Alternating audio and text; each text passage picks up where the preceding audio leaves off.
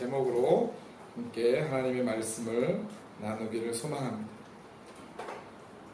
사사기를 보면 사사기는 세 부분으로 이렇게 나뉘어 있는 것들을 우리가 보게 됩니다.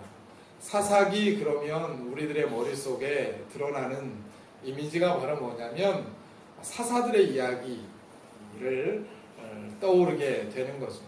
그래서 지난번 설교 때까지 우리는 12명의 사사들, 대사사 6명, 소사사 6명이라고 하는 이 사사들의 이야기들을 우리가 생각해 보았습니다.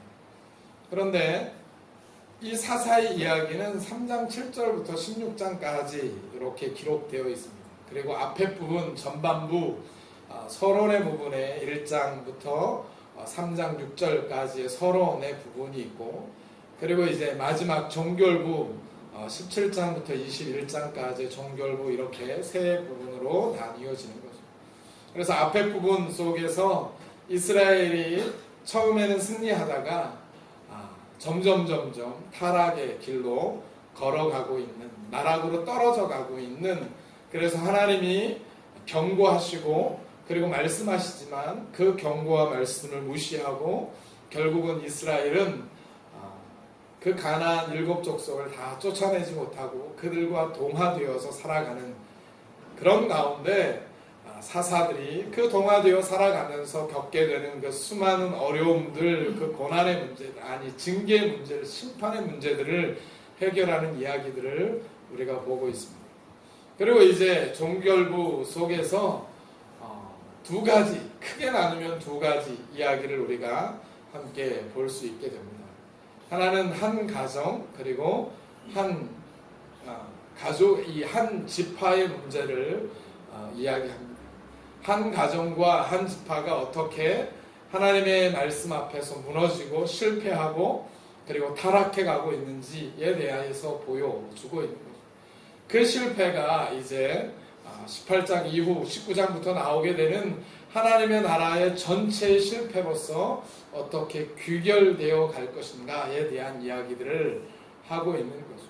그러면서 여러분이 잘 아시는 대로 사사기 21장 맨 마지막 절에 그때의 이스라엘의 왕이 없으므로 자기 소견에 옳은 대로 행하였더라 라고 하는 것이 사사기 전체의 마지막 결론이라고 우리가 할 수 있겠죠. 그래서 우리가 오늘부터 약 한 두세 주간, 두세 번의 설교를 통해서 사사기의 마지막 부분을 우리가 함께 나누기를 소망합니다. 개인이, 그리고 한 지역 공동체가 어떻게 실패하고 어떻게 무너졌는가를 통해서 우리는 어떻게 이 실패를 극복할 수 있을 것인가에 대한 문제를 한번 고민해 보도록 하겠습니다. 이 한 가정과 한 지파가 무너졌을 때 하나님의 나라 전체에 어떤 영향이 있고 그 하나님의 나라 전체가 어떻게 총체적으로 무너지게 되었는지에 대해서 우리는 두 번째로 살펴보면서 사사기 전체를 마무리하려고 합니다. 이런 전체적인 맥락을 가지고 우리가 함께 이 사사기를 함께 17장부터 21장까지의 말씀을 우리가 함께 나누기를 소망합니다. 제가 어렸을 때, 제가 대학 다닐 때 저희 학과에 정말 신앙이 좋은 선배가 있었습니다.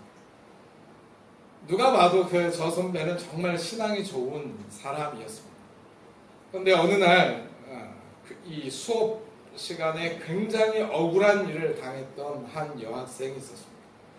정말 어떻게 저럴 수 있을까라고 했을 만큼 억울한 일을 당해서 그 여학생이 이 강의실 바닥에 주저앉아서 펑펑 울고 있었습니다. 여러분, 그 모습을 사람들이 다 쳐다보고 있는 거죠. 학우들이 다 쳐다보면서 어찌할 줄 모르고 있는 그때에 그 믿음 좋은 선배가 그 자매에게 다가가서 그 자매 어깨를 두드렸습니다. 그래서 저 선배가 뭔가를 하려고 하나 보다 라고 기대를 가지고 제가 쳐다보고 있었습니다. 그렇게 어깨를 두드리자 눈물이 범벅이 된 그 얼굴을 한 그 여학생이 고개를 들고 쳐다보았습니다. 그 선배를 쳐다보고 그 선배와 눈이 마주치는 그 순간 그 믿음 좋은 선배는 그 여학생에게 이렇게 이야기했습니다. 너는 뭐가 그렇게 슬프니? 뭐가 그렇게 원통하니? 예수님은 우리를 위해서 억울한 죄를 다 뒤집어 쓰시고 너를 위해서 죽으셨는데 너는 뭐가 그렇게 억울하고 슬프니? 라고 이야기하는 것입니다. 여러분 그 모습을 보면서 그때는 그냥 뭐야? 그리고 웃고 넘어갔습니다. 여러분이 만약에 그 자리에 있었다면 여러분은 어떻게 반응했을 것 같습니까? 와, 대단하다. 정말 저 선배는 참 믿음이 좋구나 라고 생각을 하실까요? 아니면 그래, 그 말이 맞지 라고 여러분은 동조할 마음이 있으신가요? 아니면 이것도 저것도 아니고 뭔진 잘 몰라서 침묵하고 계시지는 않았을까요? 제가 시간이 지나서 생각해 보니까 여러분 그때는 그냥 웃고 지나갔지만 지금 와서 생각해 보면 그 선배는 정말 나쁜 선배였습니다. 슬픔에 잠겨 있는 사람에게 다가가서 함께 울어주지 못할 망정 항상 기뻐하라, 쉬지 말고 기도하라 라고 하는 이 명제를 운운하면서 이건 비상식을 넘어서 언어의 폭력을 행사하고 있는 여러분 그런 모습이 아닐까라고 저는 생각을 합니다.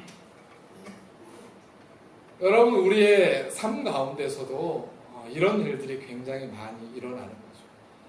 다른 사람에게는 피해를 주지 않는다고 할지라도 우리 안에서 이런 종교적인 언어와 그리고 생각들 그리고 모습들 때문에 여러분 때로는 세상 사람들이 그 모습을 보고 조롱하고 그리고 멸시하는 그런 모습들을 우리는 참 많이 보게 됩니다. 도대체 뭐가 문제일까? 뭐가 그 선배에게 그런 말을 하도록 그런 상황 가운데 모든 사람이라면 상식적이라면 그런 말을 할 수 없었음에도 불구하고 그 선배는 그런 말을 추워도 주저함이 없이 그런 이야기를 할 수 있었을까? 도대체 뭐가 문제였을까? 제가 대학원에 가서 심리학을 배우면서 알게 되었습니다. 프로이드는 그런 행동에 대해서 한마디로 이렇게 정의합니다. 종교적 강박이었다라고 이야기하는 거죠. 모든 그리스도인들 그리고 모든 종교인들 속에는 종교적 행위, 그 행위의 모든 근저, 그 무의식 속에는 강박이 있다는 거죠. 우리는 이걸 해야 돼. 그리스도인이라면 이렇게 해야 돼. 저걸 해야 돼. 뭘 해야 돼. 이런 말을 해야 돼. 이런 상황에서 이런 말을 반드시 해야 돼. 라고 하는 그 강박 가운데 사로잡혀서 자기도 모르게 그런 행동들, 그런 말들이 여과 없이 나온다라고 하는 거죠.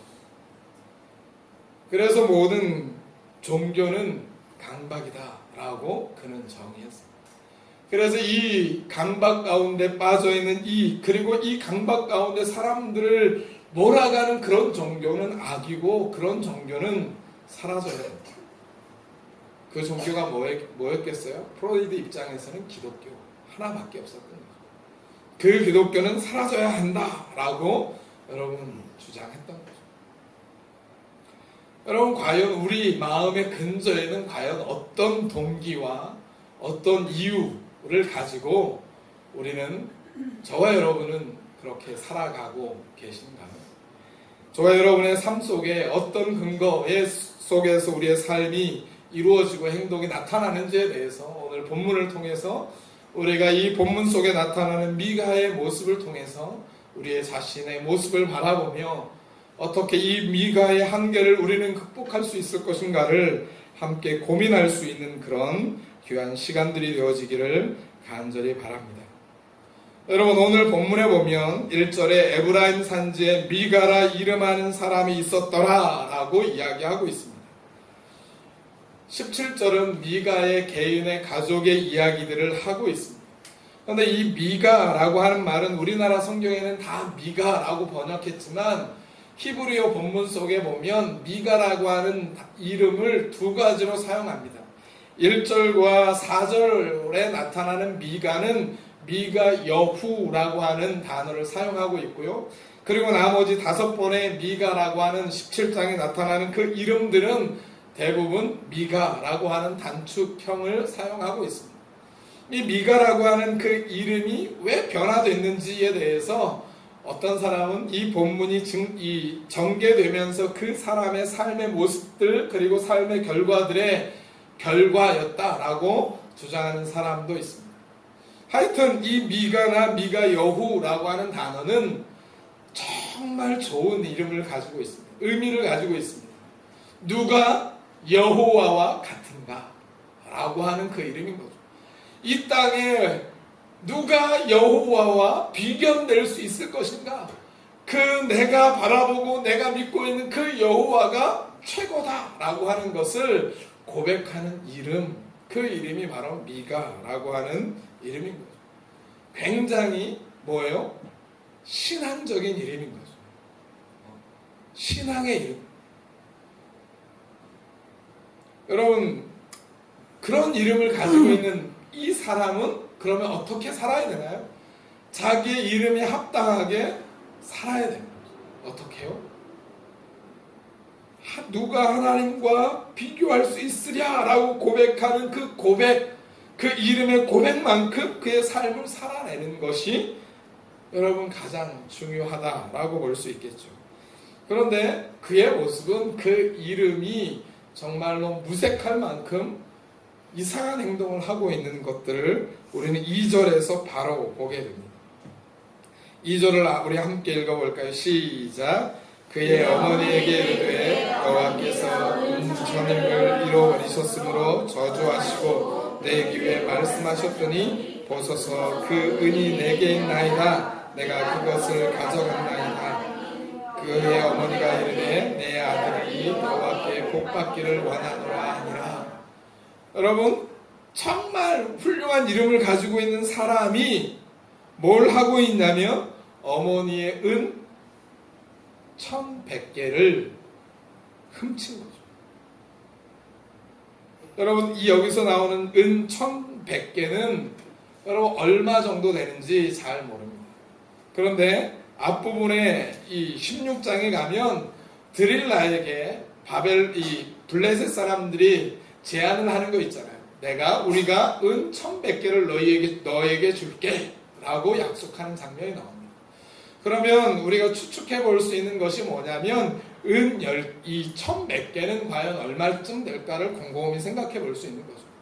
그런데 그 당시에 어느 정도의 엘리트들이 받던 그런 여러분 월급 보수라고 한다면 그 당시에 오늘 본문에 보면 본문 맨 거의 마지막에 가면 은 10개라는 말이 나옵니다.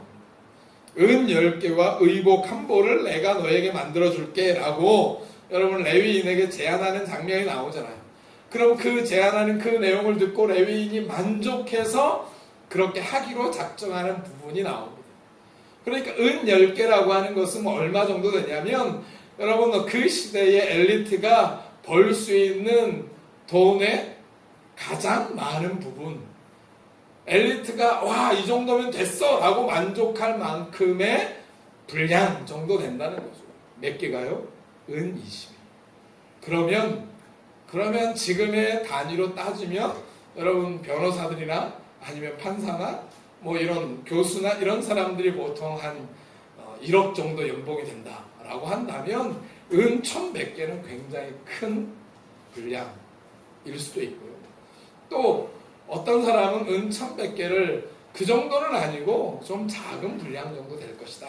그래서 여러 가지 설이 있지만 하여튼 본문에서 힌트를 주는 것은 레위인에게 줬던 은 20에 레위인이 만족스러워했다라고 하는 것을 놓고 봤을 때 은 1100개는 굉장히 큰 분량이었다라고 하는 것을 우리가 알 수 있는 거죠.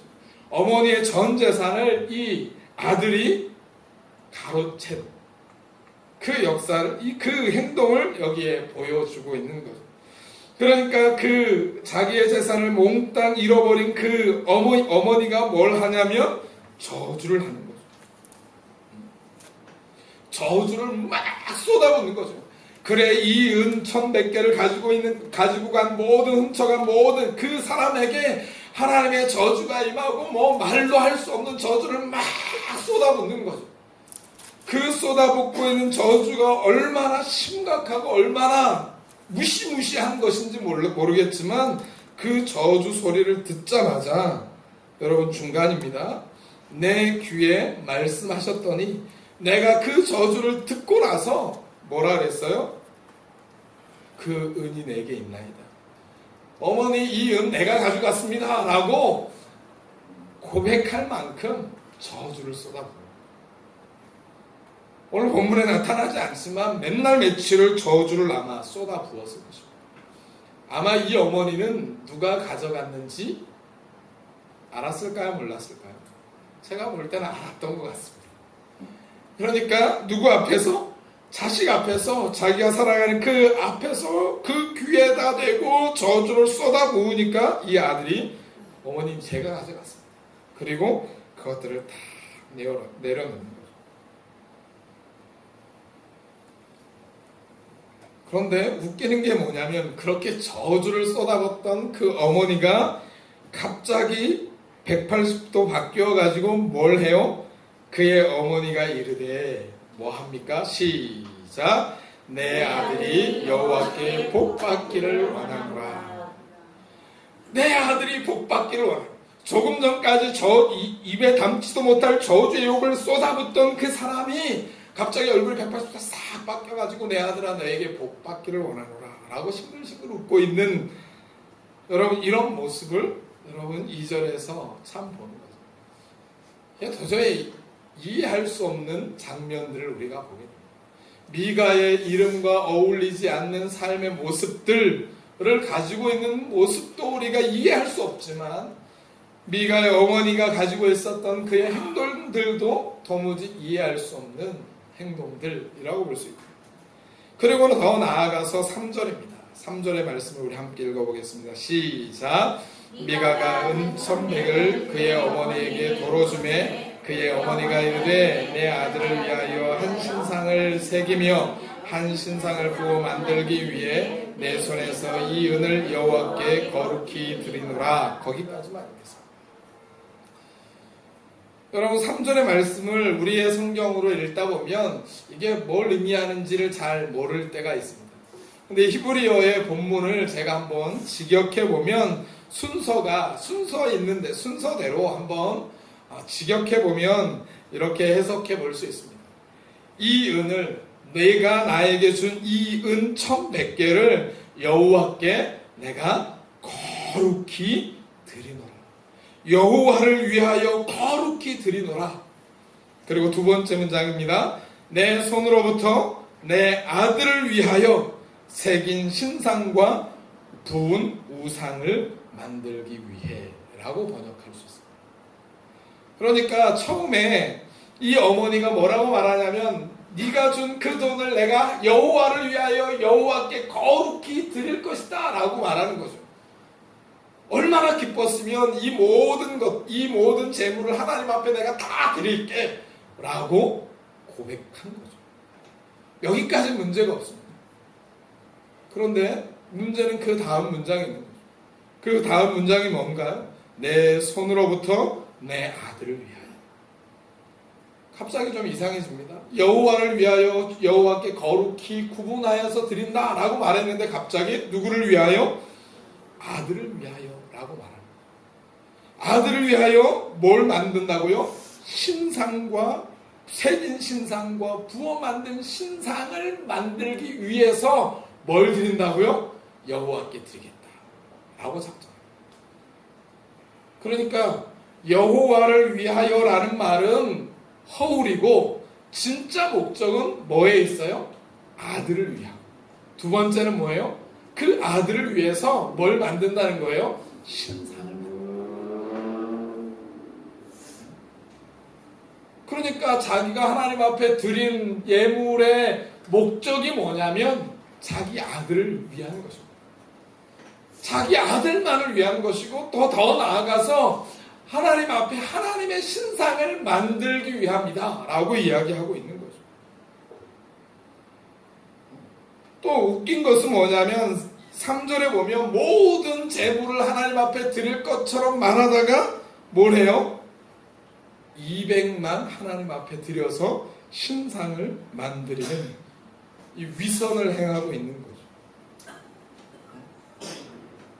하나님을 위한다고 말합니다.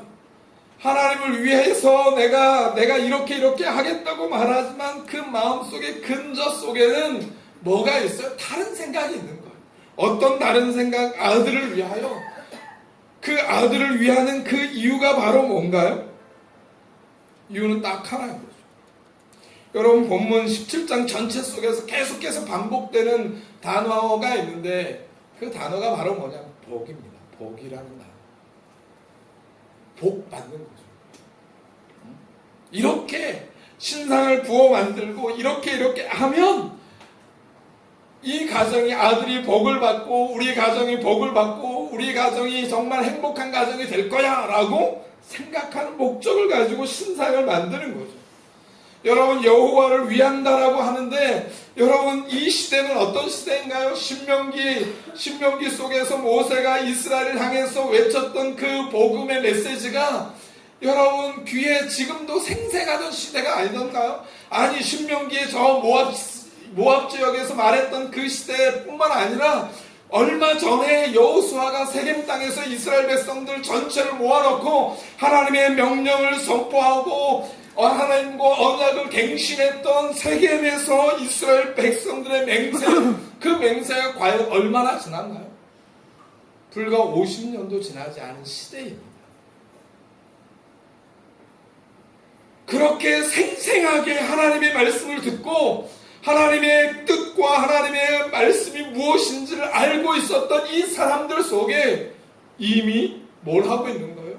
그것도 하나님이 가장 멸시하시고 가장 싫어하시는 계명이 뭔가요? 신명기 10계명에 나타나는 제2계명입니다. 너를 위하여 새긴 우상을 만들지 말고 어떤 형상이든지 만들지 말고 절하지 말라 라고 명령하시는 명령.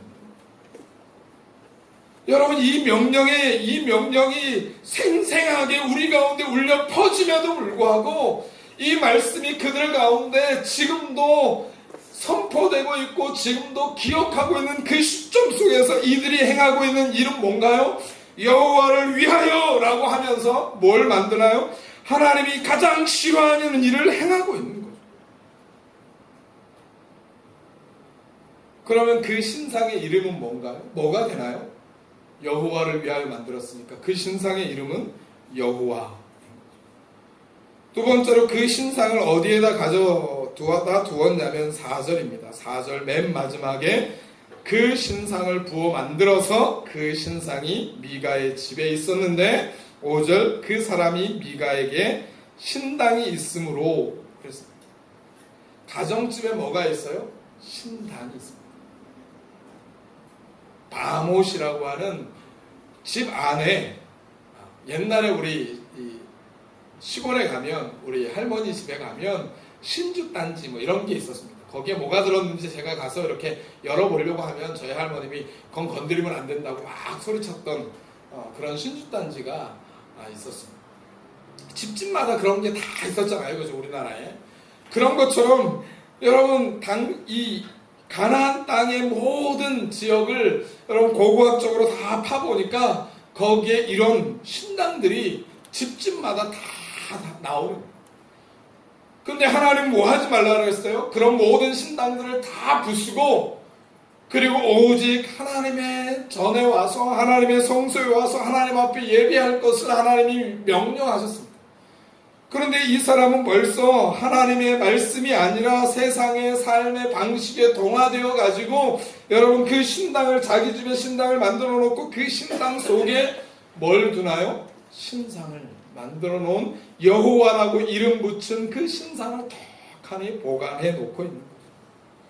그리고 나서 뭘 만드나요? 5절 그가 에봇과 드라빔을 만들고 라고 그랬습니다.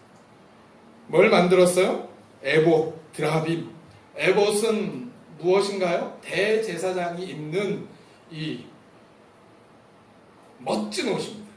12개의 보석이 박혀있는, 그리고 하나님 앞에서 사역할 때 입는, 그리고 백성들 앞에 서서 사역할 때 입는 가장 위대한 옷, 그 옷이 에봇입니다.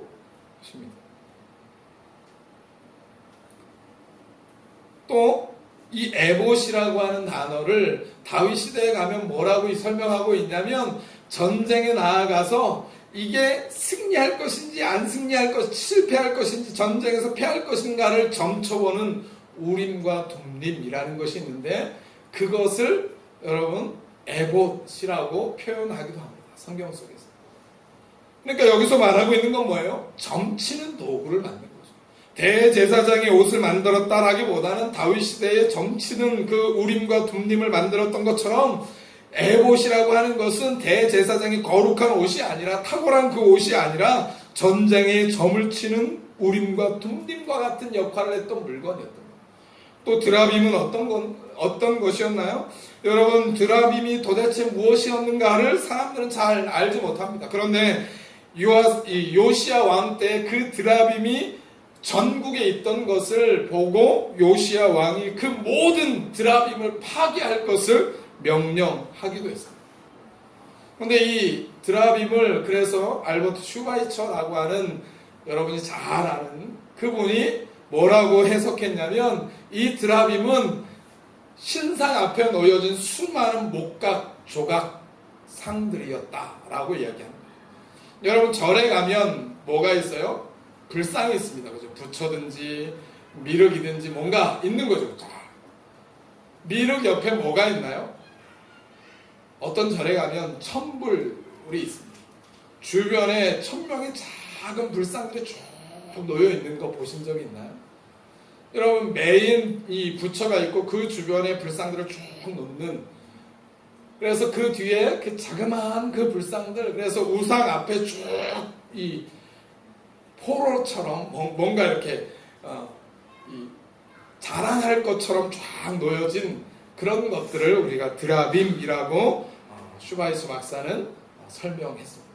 하여튼 이 드라빔이 뭐든지 간에, 하여튼 때로는 어떤 목각 인형의 모습, 또 어떤 사람은 조상들의 목각 인형을 쫙 만들어 놓고 그 목각 인형들을 쭉 늘어놓은 거죠. 조상들의 목각 인형들을 쭉 늘어놓고, 그래서 이 가족이 이런 조상들을 섬기고 사랑하고 그리고 연관되어 있다라고 하는 그렇게 보여주는 물건들이라고 해석하는 사람도 있습니다.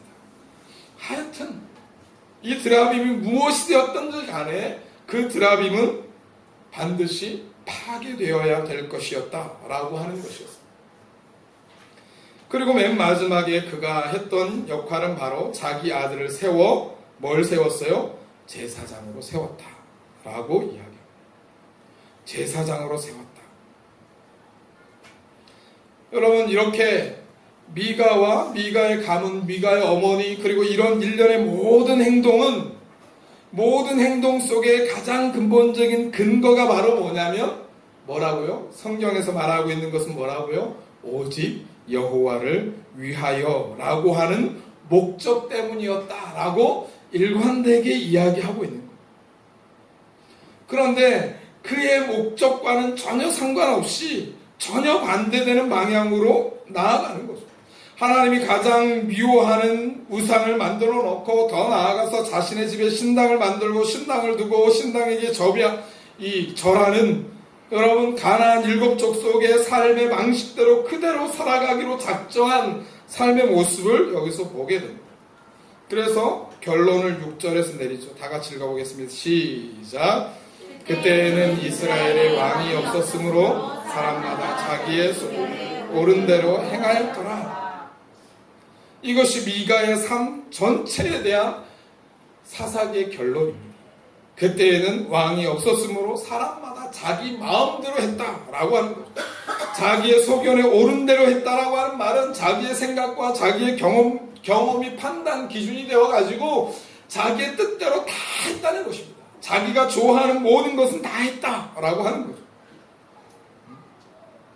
성경이 뭐라고 말씀하셔도 하나님의 말씀이 뭐라고 우리 가운데 선포가 되어도 자신의 경험과 자신의 지식에 자기의 삶을 빗대어보고 그래서 자기의 삶이 자기의 경험이 모든 판단의 근거가 되어버려서 결정해버리는 사람이 되었다라고 하는 거예요.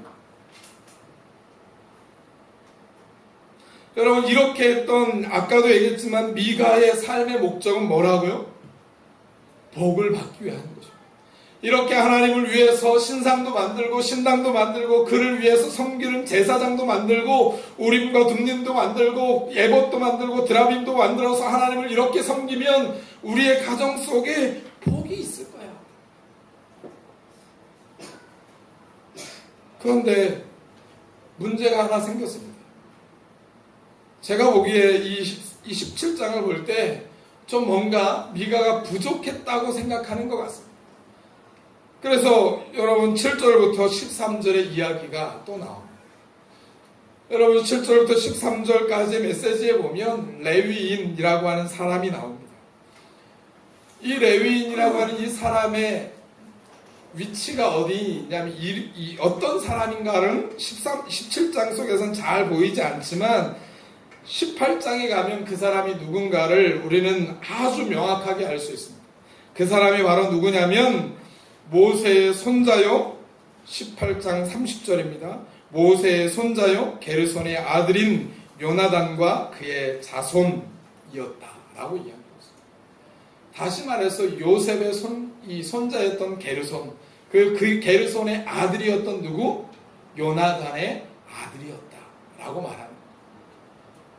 그러니까 레위인인데 레위인으로서 가지고 있는 이 레위인인데 단순한 레위인이 아니라 심볼 레위인. 레위인 중에 레위인이었던 사람이었던 거죠. 여러분 이 사람이 떠돌이 생활을 하는 거죠.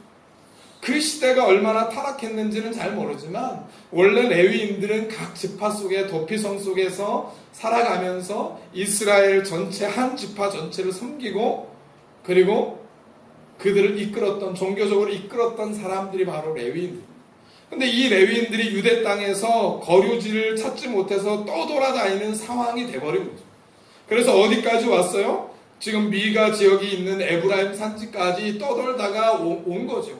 와서 만난 게 누구예요? 미가를 딱 만난 거죠. 그러니까 미가를 만나서 넌 어디서 왔냐라고 하니까 이 레위인이 자기 안에 있는 자기 삶 그리고 자기 자신의 가문에 대한 자부심이 얼마나 강했던지 물어보지도 않았던 말을 하는 거죠. 나는 유다 베들레헴의 레위인으로서 라고 얘기해요.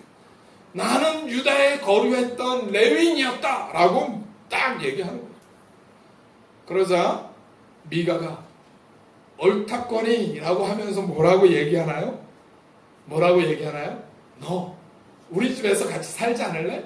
아니 우리 집에서 같이 사는 것을 넘어서 우리 집에 작은 신당이 있고 우리 집에 작은 뭐가 있어요?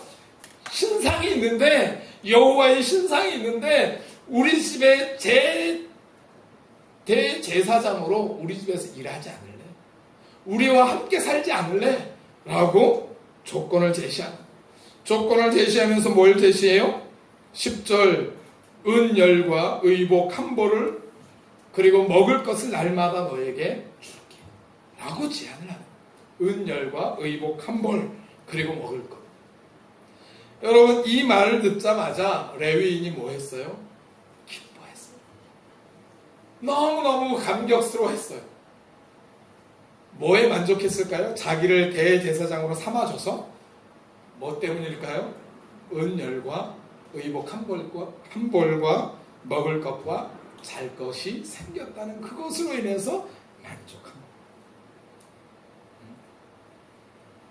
그리고 거기 가서 뭐예요? 그 집에 제사장이 되어가지고 제사장이 되자마자 그에게 뭘 해요? 외쳐요? 13절 이에 미가가 이르되 레위인이 내 제사장이 되었으니 이제 여호와께서 내게 복을 주실 줄 내가 아노라 라고 해요. 여러분 겉으로는 하나님을 위한 모든 것들이 다 준비되었습니다. 하나님의 신상도 만들어졌고요. 하나님의 그 신상이 구분된 장소에 보관될 수 있도록 신상도 만들어졌고요. 하나님 앞에 예배할 수 있는 예배의 물건들이 만들어졌고요. 그리고 가장 중요한 레위인 제사장이 세워졌다라고 하는 그것으로 여러분 이 미가는 정말 행복하고 만족하고 온전하게 되었고 이제 우리 집은 복받는 일만 남았다라고 그 마음속에 결정하고 확신한 거죠. 그래서 여러분 자기 안에 있는 그 욕망은 꼭꼭 숨겨놓고 뭘 드러내고 있나요? 내가 하나님을 위해서 이렇게 했다. 제사장도 세웠고 신상도 만들었고 신당도 만들었고 그 가운데 하나님 앞에 온전한 예배를 드리노라 라고 떠들고 있는 거죠. 여러분 이 미가의 가정은 자신 안에 있는 그 욕망은 철저하게 감추고 무엇을 드러나나요? 신앙의 이름으로 여호와의 이름으로 포장하고 꾸미고 그 안에서 철저하게 자기의 소견, 자기의 좋은 대로 행하는 그 삶을 살았던 사람의 모습이라고 볼 수 있습니다. 여러분 이런 모습이 바로 프로이드가 말했던 종교 행위라고 볼 수 있습니다. 우리는 이 미가뿐만 아니라 우리는 때때로 수많은 종교의 행위들을 참 많이 합니다. 여러분 그런 종교의 행위를 할 때 여러분은 과연 여러분의 마음속에 기쁨이 있나요? 감격이 있나요?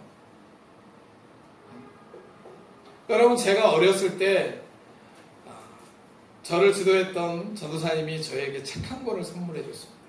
작은 책자였습니다. 손바닥만한 이 문고판이었습니다. 그 책을 딱 받아서 집에 제 방에 골방처럼 생긴 제 방에 딱 들어가서 그 책을 펴놓고 조금만 한 10페이지만 읽고 자야지 라고 생각하고 첫 장을 딱 피는 순간부터 시작해서 밤을 새워서 그 책을 다 읽었습니다. 그 책의 이름은 예전에 그 책의 이름의 제목은 여러분 회개의 경종이라는 책입니다. 근데 요즘은 바뀌어서 돌아와 회개하라 라는 이름으로 제목이 바뀌었더라고요. 이 책은 조셉 얼라인이라는 사람이 17세기 그러니까 1672년에 조셉 얼라인이 죽고 나서 출판된 책입니다. 이 책은 청교도 운동에 굉장한 영향을 주었던 책이기도 합니다. 그리고 이 책을 읽었던 여러분이 잘 알고 있는 스펠전 목사님은 그 책을 들고 저처럼 밤새도록 그 책 한 글자 한 글자에서 내 눈을 뗄 수 없었고 그 책을 읽는 순간 내 삶의 내 모든 영혼이 전율을 느끼는 밤이었다라고 기록했습니다. 여러분 그 책을 읽으면서 제 영혼이 그리고 제 삶이 부들부들 떨리는 그런 경험을 했어요. 무시무시한 경험입니다. 이 책을 놓으면 죽을 것 같은 느낌이 들어서 마지막 끝날 때까지 그 책을 놓지 못했습니다. 그리고 회개해야 되겠구나. 회개해야 되겠구나. 회개하지 않으면 내가 죽겠구나. 라는 그 두려움이 제 자신을 확 사로잡아서 여러분 뭐 하게 했을까요? 회개했습니다. 회개해야죠. 회개가 잘 됐을까요? 몇 년 전에 저는 똑같은 경험을 했습니다. 회개해야 된다라고 하는 이 말씀을 듣게 되었습니다. 우리 안에 있는 육적 자아의 이 죄성을 완전히 끊어버리기 위해서 우리는 죄와 싸워야 되고 그 죄와 싸우는 것 가장 중요한 회개 가운데 들어가야 된다라고 하는 그 메시지 가운데 그 싸움을 시작했던 거예요. 처음에는 수많은 죄들을 보였습니다. 그 죄들 가지고 수많은 거짓말하는 거, 내가 거짓말했던 거, 내가 뭔가 잘못했던 거, 내가 어머니에게 뭔가 잘못했던 거, 내가 내 아내에게 뭔가 실수했던 것, 그런 것들을 가지고 막 기도하는 거죠. 하나님 내가 그런 것들을 잘못했네요. 뭐 했네요. 내가 어린 시절에 하나님을 버리고 내가 세상의 어두움의 영을 내 마음속에 품고 싶은 그리고 내 욕망을 이루고 싶은 그 욕망을 가지고 지금까지 살아왔다라고 하는 그런 것도 고백하면서 하나님 앞에 싸워봤습니다. 근데 문제가 뭐죠? 회개해야 돼. 그래, 죄를 고백해야 돼. 날마다 그걸 가지고 여러분 세뇌하고 있는 거. 내 자신을 세뇌하고 그것들을 행하는 거죠. 여러분 이 예배 가운데 날마다 우리가 뭘 하나요? 하나님 앞에 회개와 고백의 기도를 여러분 하잖아요. 그죠? 여러분 그렇게 날마다 회개하고 고백의 기도를 여러분 매주마다 하시는 여러분 마음속에 어떤 마음이 있나요? 어떤 마음을 가지고 하나님 앞에 그런 행동들을, 그런 행위들을 하고 계신가요? 그런 행동들을 하고 그런 행위들을 하게 될 때 여러분의 마음속에 기쁨이 있고 평안함이 있던가요? 여러분 예배에 빠지면 안 돼 라고 하는 생각 가운데 여러분 들어가 보신 적이 있나요? 제가 군대에 갔는데 신병 대기 기간이라고 하는 게 있습니다. 2주 동안 다 내무반 속에서 아무것도 안 하고 그냥 이러고 앉아 있는 거죠. 가부좌를 딱 틀고 앉아 있는 겁니다. 밥 먹고 그냥 앉아 있고, 또 밥 먹고 앉아 있고, 밥 먹고 자고. 24시간을 그러고 사는 거예요. 근데 그러고 사는데 주일날이 딱 되었습니다. 9시, 10시, 11시가 다 되어 가는데 저보고 교회 가자고 하는 사람이 아무도 없는 거예요. 제 마음속에 불안함이 막 몰려오는 거예요. 교회 가야 됩니다. 예배 드려야 됩니다. 예배 안 드리면 어떡하지? 예배 안 드리면 안 되는데? 예배 안 드리면 안 되는데 어떡하지? 왜 나를 종교 행사 간다고 사람들이 막 모입니다. 근데 아무도 저에게 가자는 얘기도 안 하고 가라고 하는 얘기도 안 합니다. 그래서 물어봤습니다. 저는 교회 가면 안 되나요? 그랬더니 제 고참이 그러더라고요. 안 돼. 대기하는 신병은 교회 갈 수 없어. 대기 기간 동안은 안 돼. 라고 얘기합니다. 대기 기간 동안 교회 못 갑니다. 시간은 점점 다가옵니다. 제 마음속은 어떻겠어요? 열불이 터지는 거예요. 두려움에 점점 사로잡히는 거예요. 하나님 앞에 예배 드리지 않으면 안 되는데? 이러면 안 되는데? 그래서 어떻게 했을까요? 탈령했습니다. 도망쳐서 교회 갔습니다. 그때 중대가 교회 갔다 오니까 발칵 뒤집혀가지고 난리가 났더라고요. 여러분의 마음속엔 그런 마음이 있나요? 그럼 예배를 드리는 그것이 여러분의 마음속에 정말 기쁨이 되고 감사함이 되고 즐거움이 되고 정말 말로 할 수 없는 평안이 여러분 가운데 있나요? 아니면 예배를 드려야 되기 때문에 드리고 있나요? 기도를 해야 되기 때문에 기도를 하고 있나요? 여러분이 11조를 합니다. 11조를 하는 그 이유가 도대체 뭔가요? 내가 하나님 앞에 11조를 하지 않으면 뭔가 잘못될 것 같은 그런 두려움과 걱정과 이 고민 가운데 빠져서 그렇게 행하고 있지 않나요? 봉사하지 않으면 안 될 것 같고 전도하지 않으면 안 될 것 같은 그 강박감이 우리 가운데 있기 때문에 여러분 그렇게 행하고 있지는 않은가? 과연 여러분의 삶의 기저 속에 과연 어떤 동기를 가지고 여러분 이 자리에 나와서 예배하고 회개하고 기도하고 헌금하고 그리고 찬양하고 그리고 이 자리에 여러분 앉아있나요?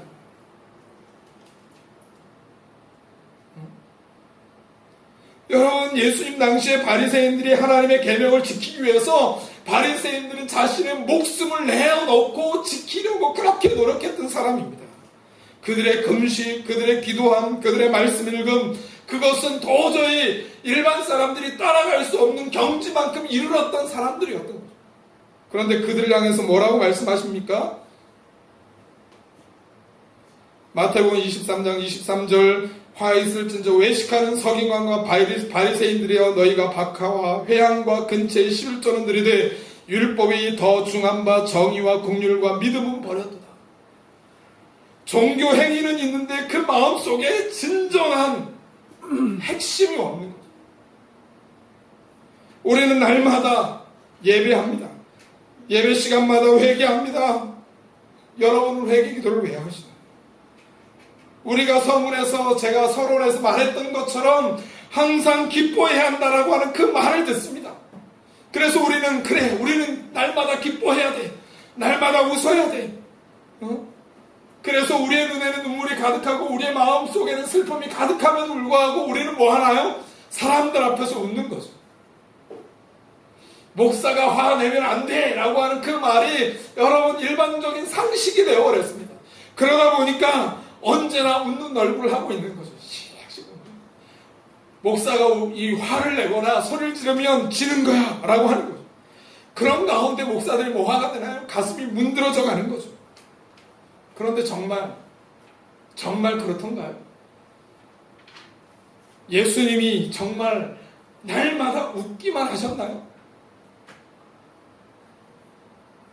정말 예수님이 그렇게 하셨나요? 평안하게 바리새인들을 향해서도 화 있을진저 하면서 웃으셨을까요? 여러분, 우리는 그런 착각 가운데 빠져 있는 거예요. 그런 행동 가운데 탁 빠져서 살아가고 있는, 겉모양은 그리스도인의 모양인데 그 안에 중심을 잃어버리고, 그럼에도 불구하고 나는 그리스도인이다, 나는 하나님을 위해서 산다 라고 주장하며 살아가는 거예요. 우리는 우리의 삶의 모든 행동을 정말 하나님을 위해서, 예수님을 위해서, 교회를 위해서 한다고 생각합니다.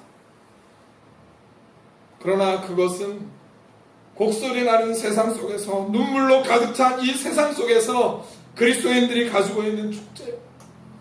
그리스도인들이 진정성이 보이지 않는 그 기쁨, 얄팍한 감사들, 구호로서의 신앙 행위밖에 되지 않는 그 모습을 우리는 보게 되는 거죠.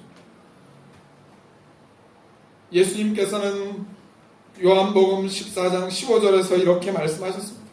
우리 다 함께 읽어보겠습니다. 시작. 너희가 나를 사랑하면 나의 계명을 지키리라. 여기서 중요한 게 있습니다. 순서입니다.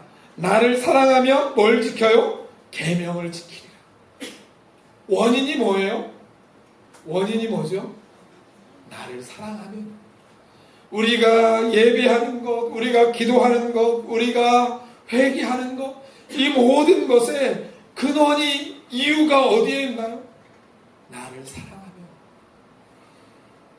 나를 사랑하면, 23절에도 나를 사랑하면, 24절에도 나를 사랑하면, 28절에서도 나를 사랑하면 나의 계명을 지킬 것이다 라고 반복해서 말씀하고 계시는 거예요.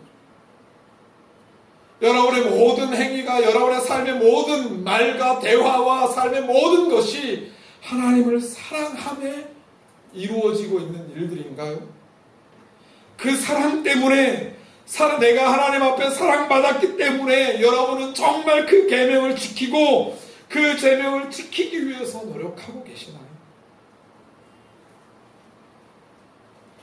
여러분, 정말 사랑하면 어떤 조건도 없는 거죠. 부모가 아들을 사랑하는데 조건이 있나요? 조건이 없습니다. 아들을 그저 사랑하기 때문에 자신의 모든 것들을 다 주는 거예요. 아들이 뭔가를 했기 때문이 아니라 그저 사랑하기 때문에 그런 거죠. 그래서 오늘 우리는 우리 자신을 돌아보아야 돼요. 여기 앉아서 예배하는 여러분, 여기 앉아서 하나님 앞에 기도하고 계시는 여러분, 여기 앉아서 날마다 회개의 기도를 한다고 여기 앉아있는 여러분, 하나님 앞에서 정말 하나님 앞에 살아보겠다고 세상 가운데 전도하고 봉사하는 여러분 자신의 모습을 한번 돌아보십시오. 과연 나는 정말 하나님의 사랑받은 사람인가? 그리고 내 삶의 모든 행동의 원리가, 근원이 바로 거기에 있는가? 아니면 습관적으로 종교적인 의례를 행하고 있는 것이 아닌가를 확인해 보십시오. 고린도후서 13장 5절에 주님은 이렇게 우리 가운데 말씀하고 계십니다. 너희가 사랑 안에 있는가? 너희 자신을 시험하고 확인하고 너희 자신을 확증하라. 너희가 하나님의 보배로운 자녀인 것을 너희가 스스로 확증해보라. 그리고 예수가 너희 안에 계신 것을 너희가 스스로 알지 못하느냐? 그렇지 않으면 너희가 버림받은 자니라 라고 말씀하고 있습니다. 여러분의 삶의 모습들을 한번 확인해 보십시오. 시험해 보십시오. 여러분의 삶을 한번 돌아보십시오. 여러분의 마음속에 종교 행위에 감춰진 여러분의 삶의 기저 속에 있는 여러분 그 마음이 무엇인가를 발견하고 그것을 붙들고 정말 회개. 하나님이 정말 나를 사랑하셨다라고 하는 그 사랑을 붙들고, 내가 하나님의 보배로운 하나님의 자녀가 되었다는 그 사실을 붙들고 하나님 앞에 나아가 보십시오. 그렇게 될 때 진짜 회개가, 진짜 감사가 됩니다. 울고 있는 형제를 위해서 함께 손을 잡고 울어줄 수 있는 사람의 모습을 갖게 됩니다. 그 사랑이 여러분 가운데 있는가? 여러분의 삶 가운데 있는가? 그것을 날마다 시험하고 확인하고 확증하고 그렇게 살아갈 때 오직 여호와를 위하여 라고 하는 이 말이 공허한 빈말이 아니라 우리의 삶의 실제가 될 수 있을 것입니다. 여러분의 삶 가운데 이 사랑이 오늘 저와 여러분의 삶 가운데 있기를 간절히 소망합니다. 기도하겠습니다.